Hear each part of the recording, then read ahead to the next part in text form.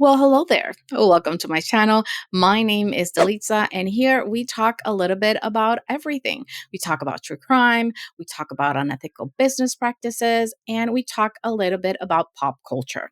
Also, I have lots of thoughts and opinions, and I want to share those with you. So, if this is something that you're interested in, I highly suggest that you subscribe if you want to. If not, totally fine. We're here to have a conversation and chill. And today we're going to be talking about a true crime case. We're going to talk about the case of Stacey Castor. And let me tell you, buckle up because this case is a wild and it's going to take you on a wild ride. So please stay with me. We have a lot to cover, so let's dive in. Stacey Daniels was born in Westport, New York, and she was born on July 24th of 1967 to her parents Judith and Jerry. Stacey also has a younger brother and his name is Jamie. Stacey's dad was a cars salesman and her mom was a stay-at-home mom. Financially, they were stable. They were not rich, but they were also not poor. So Stacey and her brother had a relatively normal childhood. It is said that Stacy was a very hard-headed and that she would question everything to the point that her parents have to come up with a rule for the house where Stacy could only say why or question something 3 times a day. So that right there tells you how much she would ask questions or would ask why. As Stacy grew older, this turned into Stacy questioning authority, which was not good. So at the age of 18, Stacy was still in high school, and this is when she met 24-year-old Michael Wallace. Michael was born in Auburn, New York, and he was born on September 16th of 1961. Michael had been married before to a lady named Nancy, and out of that marriage, Michael and Nancy had a son named James. Unfortunately, after Nancy had James, Michael started getting into heavy drugs, and he was then physically and verbally abusive to James and Nancy. And this is when, in 1984, Nancy decided to separate from Michael. So Stacy and Michael met in 1985, and initially, a lot of people were a little bit worried and weirded out because there was an age gap between Nancy and Michael. Michael was 6 years older than Nancy, but they really didn't care and they continued to date. When Michael and Stacy had been dating for 2 years, one day Stacy went out with her mom to run some errands and they got into a car accident. The car accident was pretty bad enough that they had to be taken to the hospital and they were hospitalized. And while Stacy was in the hospital, they found out that she was pregnant with Michael's child. When Michael found out that Stacy was pregnant, he was not happy. He said that he wasn't ready to have a child, and this is when Stacy decided to break up with Michael because she did want to keep her baby. And in 1988, this is when Stacy had her daughter and she named her Ashley. Stacy was a single mom for a couple of months, but that did not last long because Michael came back to Stacy and said that he wanted to get back together. And Stacy said, "Okay, let's get back together." And a couple of months later, in 1988, they got pregnant again. And this is when they had their second daughter named Bree. A lot of people said that Michael favored Bree over Ashley and James.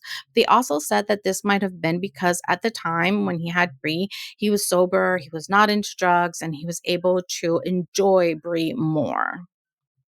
Nancy, Michael's first wife and the mother of James, said that for the first time she saw Michael happy, and she said that maybe things between Stacy and Michael were working out because Stacy was the dominant one in the relationship. And now that Michael and Stacy had two daughters that they needed to provide for, and Michael also had James that he needed to provide for as well, they needed to work a lot more than they used to before. So Stacy started working as a ambulance dispatcher, and Michael started working as a mechanic during the night.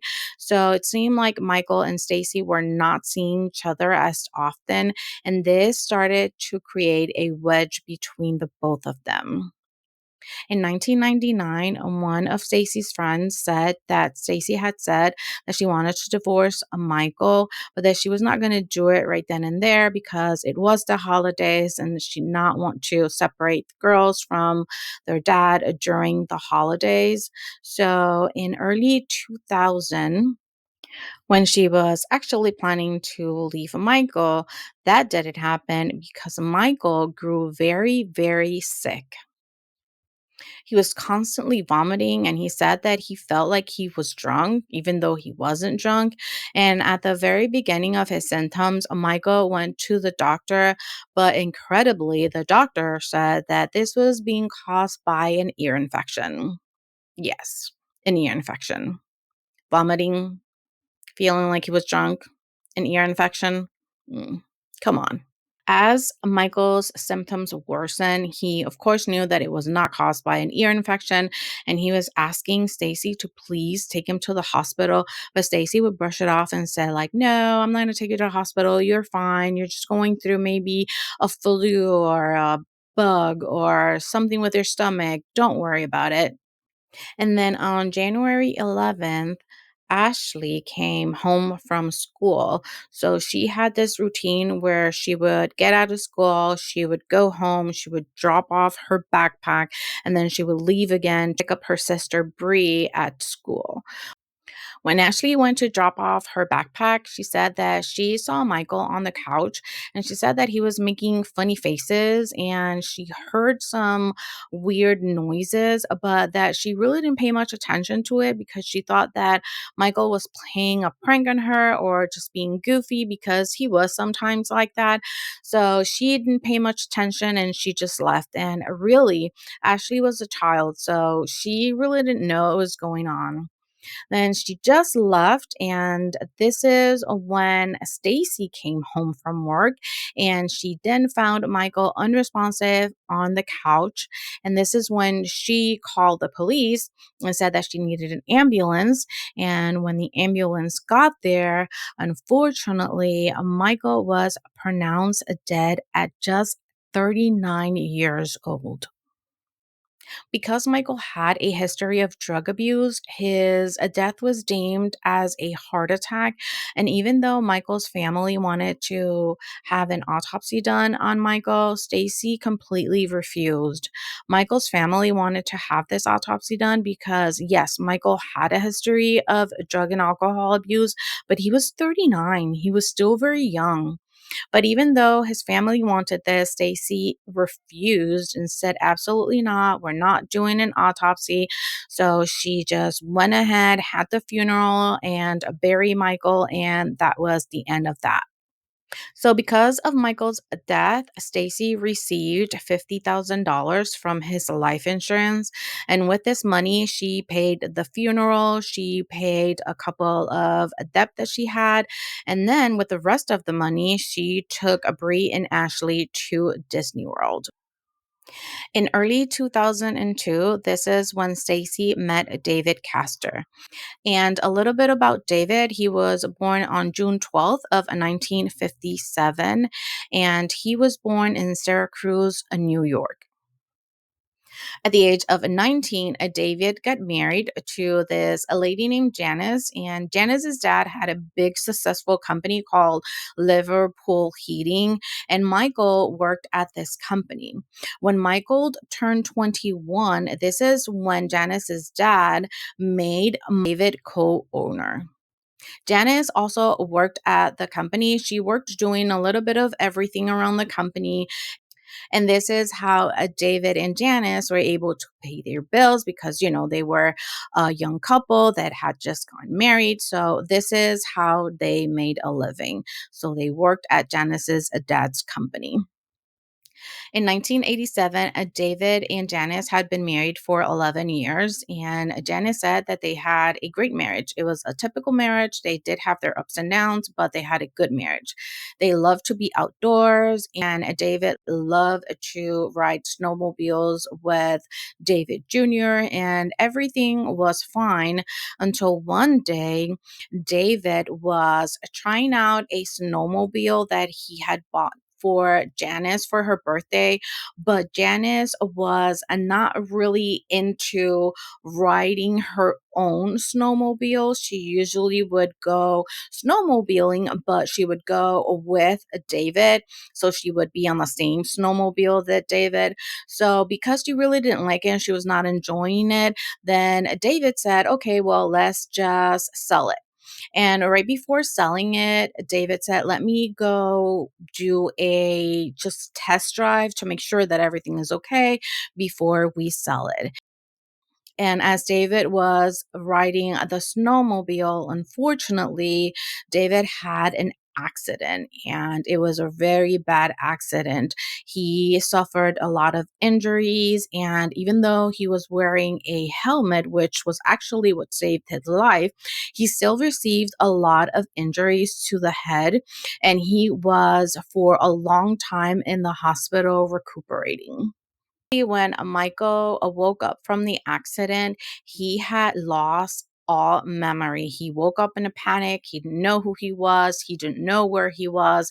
And it took him a couple of weeks to gain the memory. He did gain it, thankfully.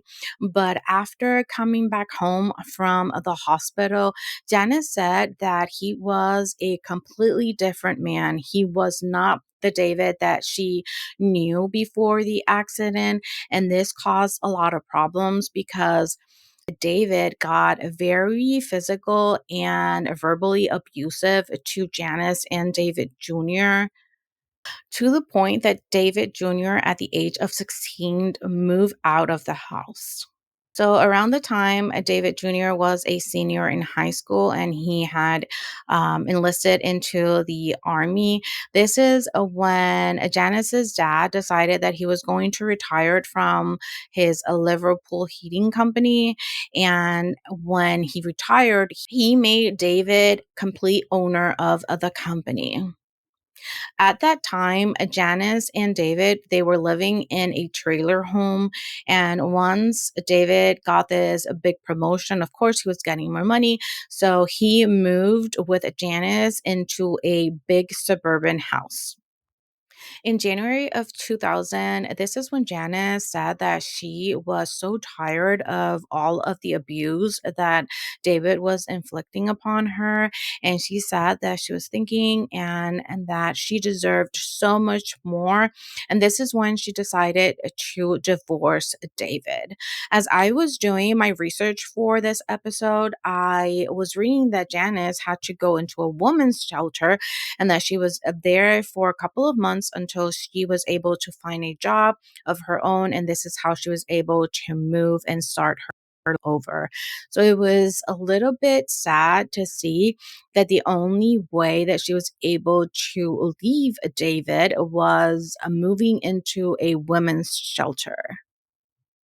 During all of this, David was not handling the divorce well. So he was drinking. He got into a lot of trouble. He got caught drinking and driving. So he got a lot of DUIs. And he was not paying attention to the company that was given to him by Janice's dad because he was always drunk, always getting in trouble. So, to the point that Janice's dad had to come back from retirement to the company to save it, which is totally understandable because this man had just work his entire life for this company, and he gave this company to this man that was married to his daughter, thinking maybe that he was going to continue his legacy, and then seeing it like all go to the ground had to be very hard. So I do not blame him at all about going back and going into the company and saving it once again. So after all of this, once the divorce was final and everything went back to a little bit of normalcy, David still doing his own thing, drinking and driving and getting into trouble. He decided that it was time to go out there and try luck again with love. So this is what he did, and he started going out with a bunch of girls, and he would do the same thing. He would get together with a girl and then said that he loved her and that he wanted to marry them. He would propose and the girl would say no. And then again, he would find someone else and he would propose. So this other girl said that he loved her and this girl said no. And he would start all over again until one day he met Stacy. So Stacy saw a lot of potential in David. She saw that he was wealthy. She saw that he was very outdoorsy, that he had a lot of motorcycles, and that he had a lot of dirt bikes and snowmobiles. So she knew that David would be the type of man that would be able to take care of Bree and Ashley and herself. So she decided to accept Michael's proposal when he proposed to her in 2003. So on August 16th of 2003, this is when Stacy and David got married. And a little bit after that, this is when Stacy, Ashley, and Bree moved in with David. And it said that the tension between Ashley, Bree, and David was palpable. They did not like each other, and David did not make things easier. Him, instead of being the adult, these girls were going through a big change. They were not only moving into a new house, they were going to live with a man that they barely knew. And then also, they were going through puberty. They were 15 and 12, and we all know how that goes. And him, instead of being the adult and trying to calm things down, he would make it worse.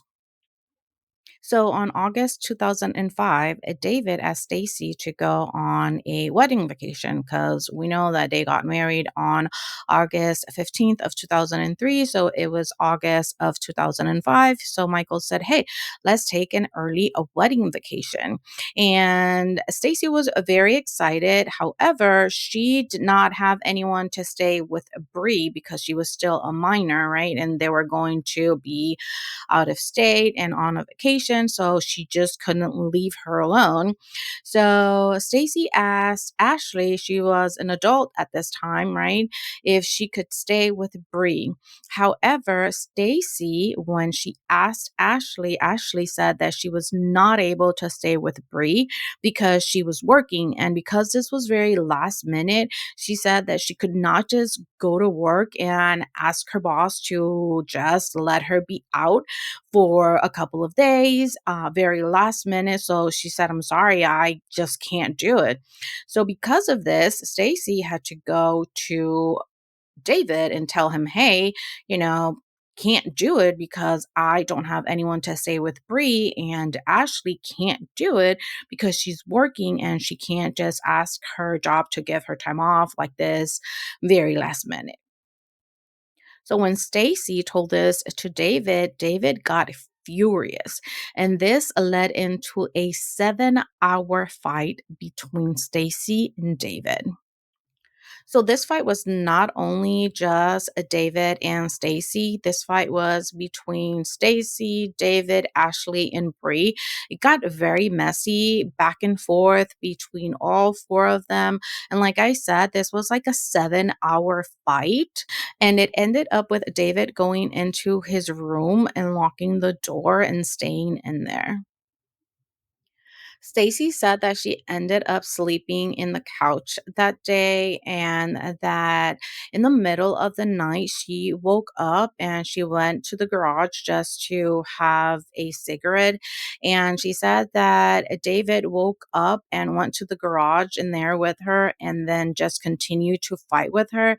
And Stacy got very upset and she said that David had a glass or a cup in his hand, and She said that she could smell alcohol and she was very concerned because, as you all know, David had a problem with alcohol. So she was very concerned and she was asking David if she could have a sip of his drink, and he didn't want to, and he was just saying like, "Go get your own drink," and they continued to fight back and forth. When they finally went into the house, Stacy says that David went and got a whole bottle of a liquor and he chugged at the entire thing.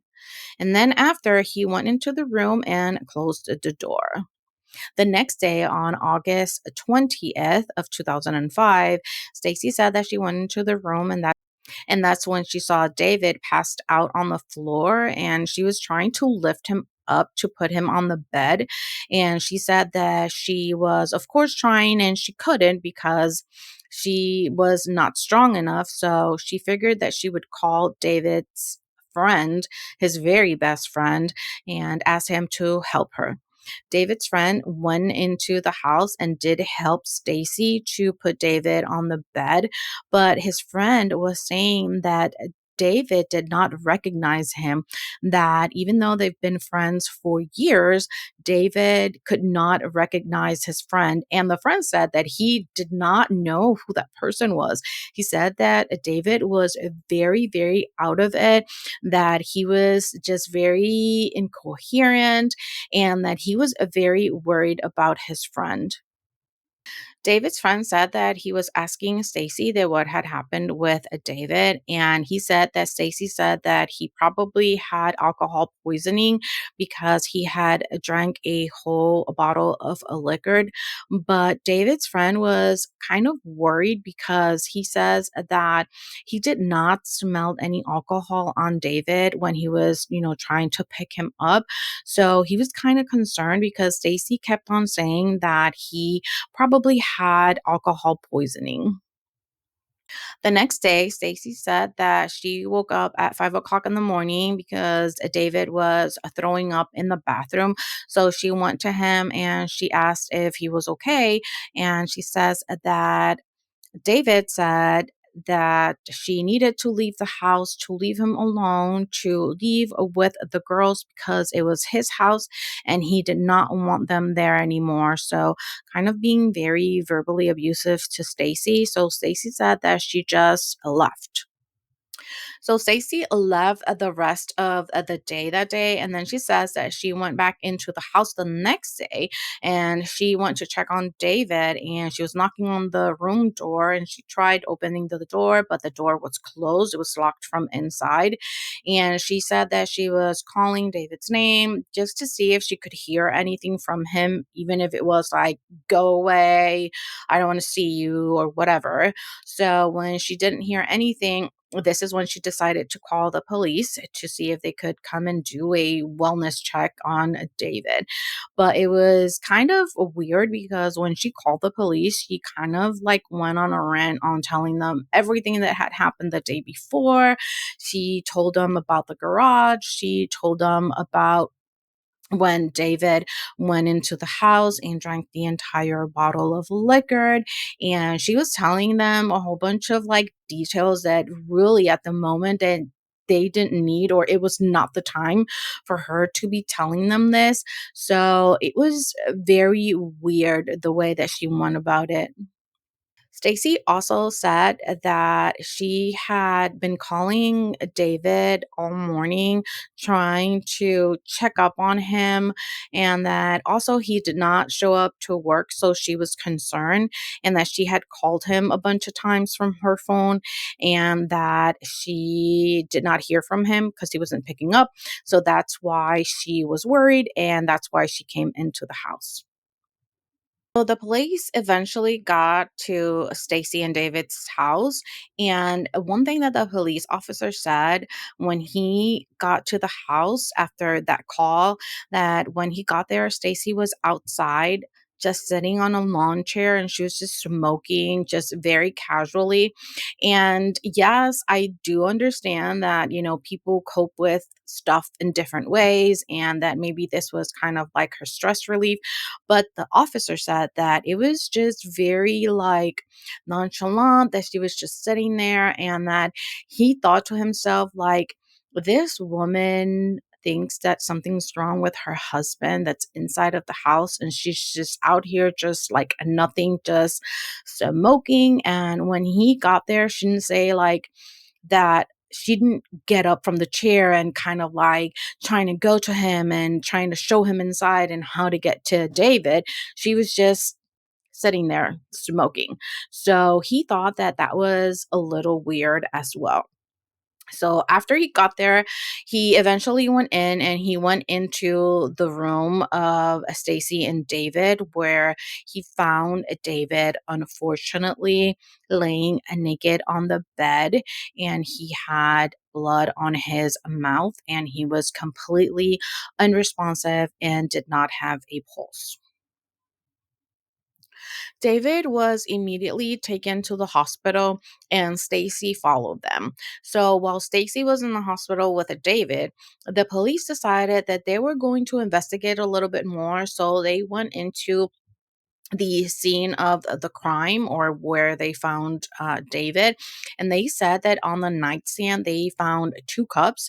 And one of those cups was half full with like a greenish type of a liquid. And that the other one had a brown residue. So it was empty, but it had kind of like a brown residue on the bottom. They also found some cranberry juice and they found a half bottle of apricot liquor. And initially, they saw this, so they said that, because David had this history of alcohol, that maybe this was kind of a suicide, because when they saw that green liquid in the cup, they did see that it was antifreeze. So they said, well, maybe he got drunk and he just decided that he was going to off himself and he just drank the antifreeze. But there was this detective that his name was Dominic, and he just had a feeling that something else was up. And he was telling the rest of the police officers, like, we cannot just ignore this. This is just like not giving me a good feeling. So Dominic decided that he was going to investigate a little more. So he went ahead and started looking under the bed. And this is when he saw a shotgun. And then he was like, wait a second. If he actually wanted to commit suicide, he could have done it with the shotgun.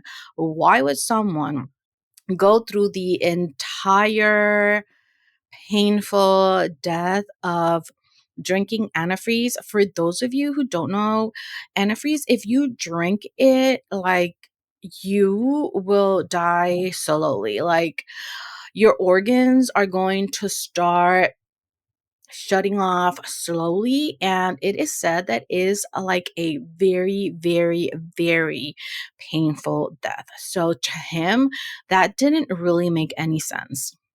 While they were looking around, they found a turkey baster in the garbage, and it was like completely clean. It wasn't used or anything. It was just there on the garbage.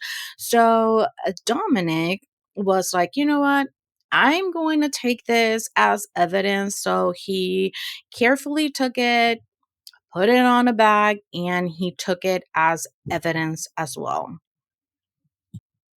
Shortly after David was taken to the hospital, he was pronounced dead. Right after this, the police took Stacy, Bree, and Ashley to the police station to take their statements. So they asked them to write the statement. And the police said that it was very weird because Stacy did an 8-page statement. The police that was there said that this was like the longest statement that he had ever been given by someone. And Bree and Ashley just, had like a regular statement, like a 1 page, 1.5 page, just being very general on just a given information, like nothing very detailed, but it seemed like Stacey had like a very, very detailed things that she wanted to write on this statement. So, like I said, it was just like 8 pages. Like, who does that? It was the weirdest thing. During the interrogation, Stacy mentioned that maybe David got the idea of the antifreeze from a show that they were watching the other night, she said, and that the show was about this lady that was trying to kill her husband with antifreeze. So that was something very weird as well. Why are you offering these details that are not being asked? So after all of this, Stacy, Bree, and Ashley were sent home because what else was the police going to do? They were left with all of this evidence in the police station. And when they were checking on the evidence, they saw that the two glass cups were, like we said, very clean and but that they did have three fingerprints. And when they checked on those fingerprints, the fingerprints were from Stacy. Also, when they checked on the turkey baster, they saw or they found that there was DNA, but that the only DNA that they found was a David's DNA, and it was on the tip of the turkey baster. So that indicated that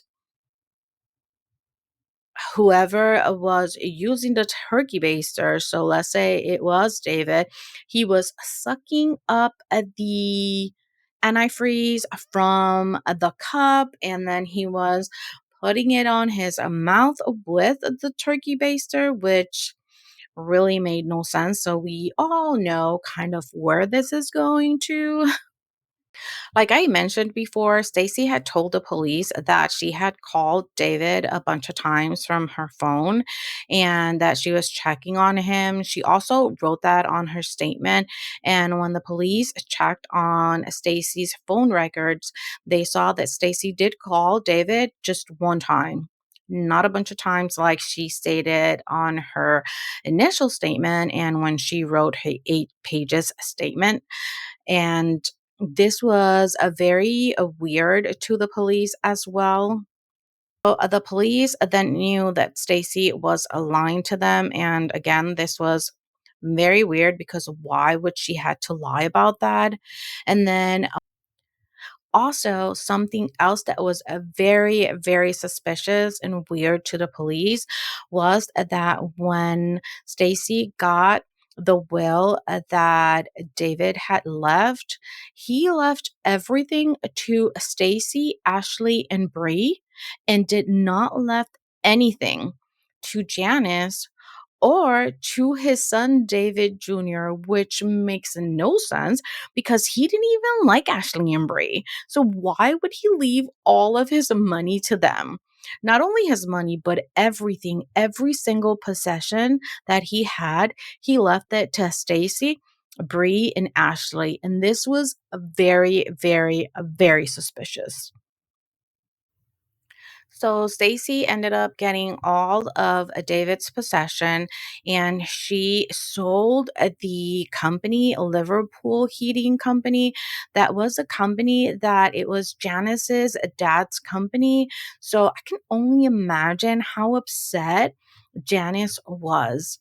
So when Janice found out that David had not left anything to her or to even David Jr., she stepped in and went to the police and she had gotten a copy of the will and she saw the signature on the will and she said that she did not recognize that signature being David's signature. So Janice was very, very suspicious, like I said, and she knew that that was not Davis's signature or didn't look like his signature.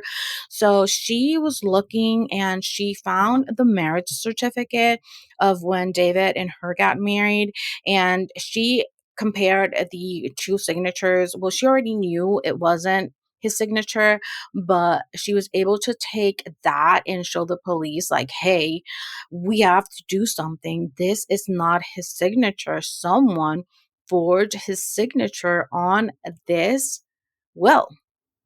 So, because of all of this, everything was looking very suspicious. So, the police again continued to do more digging into Stacy's life. And this is when they found out that Stacy's ex husband, Michael, remember him? He had died in kind of like a similar way. So when they started digging up all of this information, they were even more suspicious of Stacy. So after finding all of this information, they found out that Stacy's ex-husband had not had an autopsy. So what they did was that they got a permission to dig up Stacy's ex-husband Michael body so that they could do an autopsy on his body as well. And they did find antifreeze crystals on his body when they did the autopsy. So after all of this, they brought Stacy into the police station again and they were interrogating her and they were like, being a very like straightforward to her and they were trying to get her to confess. And when they told her like why the only DNA that we find in the cups is your DNA. And you know what she said? You know what she said? She said, "Well, when I was pouring the antifreeze, when I was pouring the cranberry on the cup, I mean, how stupid is this lady? She could not keep up with her lies. So she said that she had pour the antifreeze on the cup. And then when the police are like, "Excuse me, what did you say? Did you just say that you pour the antifreeze in the cup?" She's like, "No, no, no, no. I said that when I pour the cranberry juice in the cup, that's when maybe my DNA stayed there." Really? Really, lady? So Stacy was panicking at this point. She knew that they were onto her. So she was, like I said, in panic mode. And this is when Ashley was out on to college at this point, right? So because of everything that was going on, Stacy called Ashley and said, "Hey, why don't you come over to the house and we could just chill and we could just have a drink or two?" And Stacy told this to Ashley, and Ashley, she was still not 21, so she could not like legally drink. So, of course, she was like, "Hell yeah, I'll go and drink with you." So, and then again, they were going through all of this. So, Ashley was like, "Yep, I'll come over and we can have a drink." So she does exactly that. She comes over to the house and she starts drinking with her mom. And so the next day, Ashley wakes up and she is a little bit hangover. So she goes to her morning classes and her mom calls her again and tells her, "Hey, do you want to come over again so that we can have a drink or two again?" And Ashley was like, "Okay, I'll come over and we can go ahead and have a drink." So she does just that. She comes over and her mom makes her a drink. And when she takes the drink, she says that the taste of the drink was like very, very like bad, like very sour. And she was like, "No, this really doesn't taste good." And then Stacy tells Ashley, like, "Hey, it was because I put a lot of vodka in it, and that's why it tastes like that.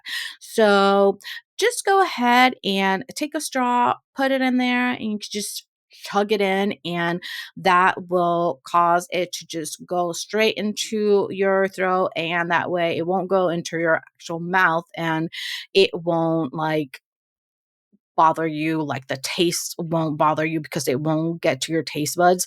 And so Ashley was like, okay. So she went ahead and she did that. So after drinking that drink, Ashley then decides that she's going to go ahead and take a nap, and she does just that. She goes to her room, she takes a nap, and the next day, Bree is in the house and she realizes that Ashley has not come out of her room, and it was already 1:30 in the afternoon. So Bree goes ahead and goes into Ashley's room, and this is when Bree finds Ashley on top of the bed with her eyes and a mouth opened, and she is just stiff. She's just like not moving. She's unresponsive, and Bree starts screaming, and this is when this catches the attention of Stacey, because Stacey is also in the house. So when Stacey hears a Bree screaming, she goes ahead and she goes into the room and she tells Bree to leave the room and that she's going to call a 911. And she does just that. She calls 911, and while she's talking to the dispatcher of 911, she is kind of giving them like all of these like false information. She kind of said like, "Oh, my daughter is trying to commit suicide. She drank a whole bottle of pills."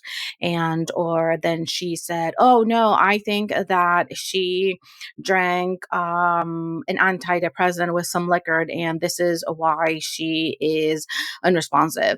Kind of like giving all of these explanations to the dispatcher when she doesn't even know what's going on. She's just seeing Ashley on top of the bed, and she is like unresponsive, and she doesn't know. She doesn't see anything because there's nothing there.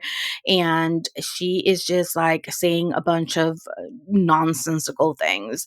So as I said, Stacy told Bree to leave the room, and then when Bree left, and then all of a sudden she kind of was going back in, and this is when Bree saw a note that wasn't there when she initially went into the room.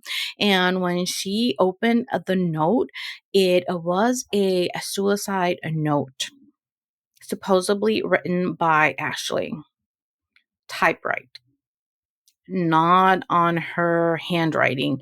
It was a suicide letter written supposedly by Ashley, a typed suicide letter. So when the mom sees this, she's like, "Oh, she left a suicide note. My daughter just found it. She just left a suicide note."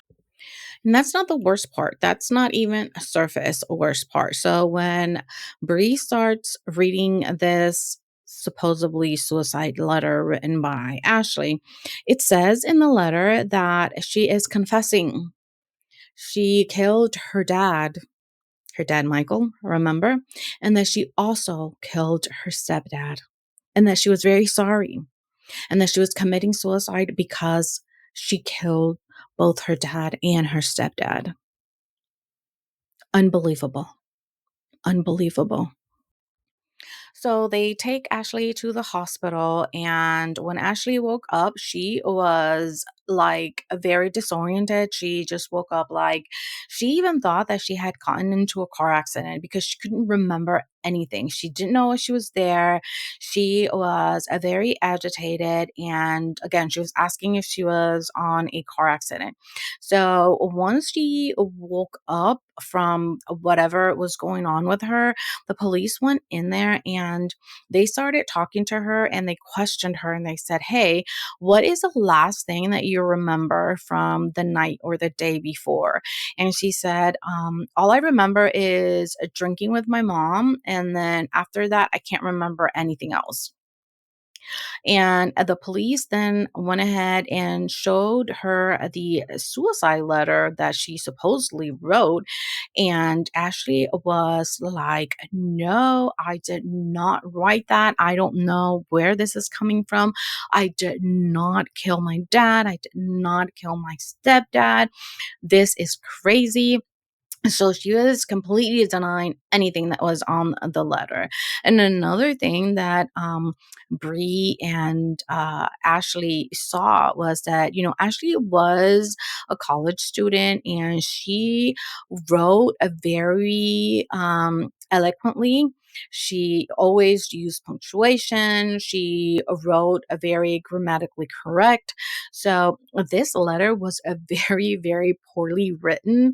It had a whole bunch of like errors and grammatical errors. And it was kind of like a little girl, like writing a letter, kind of like when she was referring to her mom, she was like, and then my mommy and then my daddy, kind of like if it was like a little girl talking and like writing this letter. So Brie and Ashley, of course, was like, I don't write like this. This was not me. I didn't do this. I did not kill my dad and I did not kill my stepdad. So, luckily, that same day, Stacey was arrested and she was charged with the murder of her husband, David Castor. And throughout the whole entire trial, it was Stacey against Ashley. She was making up all of these stories. She kept on saying that it was Ashley, that Ashley had put on the rat poisoning on whatever it is that she was saying that she put it in. She was just blaming everything on Ashley. And this is why I said that this case was just like wild. And when I heard about this case and I started researching, it was just like so crazy to me. Like, how is a mom going to accuse her daughter, her first daughter, nonetheless? Not that, you love one kid more than the other, but it was your freaking child, your first child, and you are accusing them of killing two people, knowing that that's exactly what's going to happen. She would go to jail for the rest of her life. Like, how could she do something like this? During the trial, while Ashley and Bree were testifying, they were, of course, very emotional. They were crying, they were sobbing at times, and all the while they were there testifying, Stacey was there and she was emotionless. She was just staring at them with this like blank stare, like nothing. It was incredible to see how this lady just had no emotion at all. So on January 2009, Stacey was sentenced to 25 years to life in prison for the murder of her husband, David. And she was also sentenced to 25 years for attempting to kill her daughter, Ashley. And she was also given an additional 5 years for forgery because she did not confess to any of the other crimes, but she did confess to forging Davis' signature on his will. So crazy even to say, but Stacey would have been eligible for parole at some point. I think she would have been 88 years old when she could have been eligible for parole, but still, she should have not been eligible for anything at all. But anyway, she didn't even get to her 88th birthday because on June 12th of 2016, Stacey was found dead on her cell, and it was said that she died of a heart attack. Well, this is the video for today. I don't know about you, but this was a roller coaster of emotions. I really hope that Ashley, Bree, and David Jr. are doing well. I hope that even though they've been through so much, that they can live a happy, healthy life moving forward. And if you liked this video, please consider liking it, sharing it, or even subscribing, like I said, if you want to. If not, I will see you on my next video. Take care.